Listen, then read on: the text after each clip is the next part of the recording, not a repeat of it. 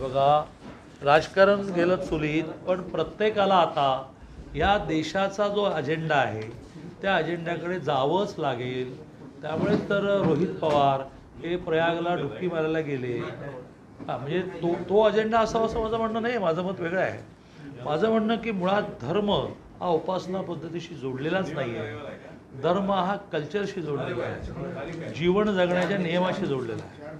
आणि त्या अर्थाने हिंदू धर्म हा जगामध्ये आयडियल झाला की ज्याने सर्व धर्मांना समान न्याय दिला. म्हणून तर शिवाजी महाराजांनी मुसलमानांना मस्जिदी बांधायला जागा दिल्या आणि अटलजींनी मदरस्यामध्ये कॉम्प्युटरचं एज्युकेशन सुरू केलं. ते हिंदू धर्म शिकवतो. सगळ्यांचा प्रत्येकाला आपली आपली उपासना पद्धती राबवण्याचा अधिकार आहे.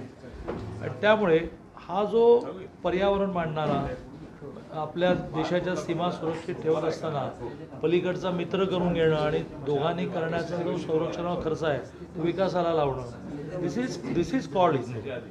आणि तो हिंदू विचार जो आहे तो नॉट भारतातल्या अन्य विचाराच्या राजकीय पक्षांना, सगळ्या जगाला हळूहळू मान्य.